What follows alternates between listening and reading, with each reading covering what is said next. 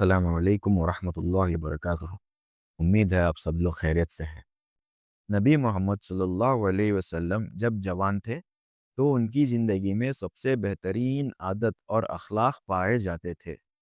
وہ گہری سوچ اور سمجھ رکھتے تھے اور ہمیشہ صحیح فیصلہ کرتے تھے۔ اللہ تعالیٰ نے ان کو تیز دماغ، نئی سوچ اور ہر کام کا صحیح طریقہ عطا فرمایا تھا۔ وہ زیادہ بولتے نہیں تھے بلکہ زیادہ خاموش رہتے اور اللہ کی قدرت اور سچائی پر غور فکر کرتے۔ ان کا دل صاف تھا، اس لیے لوگوں کے طریقے اور زندگی کا اصل اسباب کو آسانی سے سمجھ لیتے تھے۔ نبی محمد صلی اللہ علیہ وسلم نے کبھی بھی اندھ وشواس یا جھوٹے عقیدے جیسے کہ بت پرستی میں حصہ نہیں لیا۔ وہ شراب پینے سے، بتوں کے لیے قربانی دیے گئے گوشت کھانے سے اور ان کے تہواروں میں شامل ہونے سے ہمیشہ دور رہے۔ انہیں بت بہت نفرت کے ساتھ لگتے تھے اور وہ کبھی برداشت نہیں کرتے کہ کوئی لت یا عزا کے نام کی قسم کھائے۔ اللہ تعالی ہمیشہ انہیں بری عادتوں اور غلط کاموں سے بچا کر رکھتے۔ 2 مرتبہ ایسے ہوا کہ ان کا دل چاہا کہ وہ اپنی قوم کے جوانوں کی طرح تھوڑا سا مزے میں شامل ہو جائے، لیکن دونوں بار اللہ نے انہیں بچا لیا۔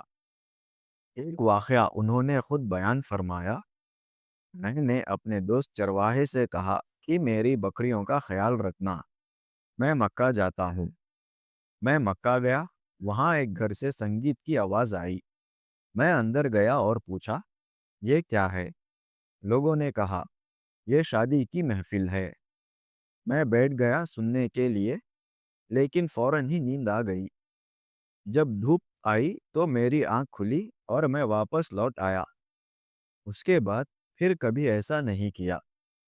مطلب یہ کہ اللہ تعالیٰ نے بچپن سے ہی نبی محمد صلی اللہ علیہ وسلم کو سب بری چیزوں سے محفوظ رکھا تاکہ ان کی زندگی ہمیشہ پاک اور بہترین مثال بنے۔ حضرت جابر بن عبداللہ رضی اللہ عنہ روایت کرتے ہیں، جب لوگ کعبہ کو دوبارہ بنا رہے تھے تو نبی محمد صلی اللہ علیہ وسلم اپنے چچا عباس رضی اللہ عنہ کے ساتھ پتھر اٹھاتے تھے۔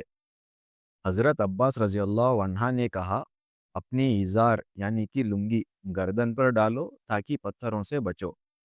جب نبی محمد صلی اللہ علیہ وسلم نے ایسا کیا تو وہ زمین پر گر گئے اور ان کی نگاہ آسمان کی طرف اٹھ گئی۔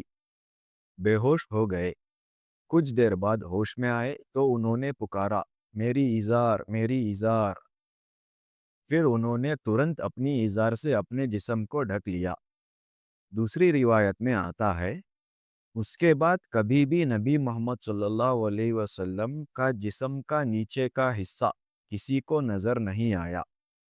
اس کا مطلب یہ ہے کہ اللہ تعالیٰ نے نبی محمد صلی اللہ علیہ وسلم کو بچپن سے ہی حیا اور پاکیزگی پر قائم رکھا اور انہیں ہمیشہ بے حیائی سے محفوظ رکھا۔ نبی محمد صلی اللہ علیہ وسلم اپنی جوانی میں بڑے حیادار، شریف اور اچھے اخلاق والے تھے۔ ان کا رویہ ہمیشہ نرمی اور شفقت والا ہوتا۔ وہ اپنی قوم کے سب سے سچے، وفادار اور ایماندار تھے۔ لوگ انہیں الامین یعنی سب سے زیادہ بھروسے مند کہہ کر بلاتے تھے۔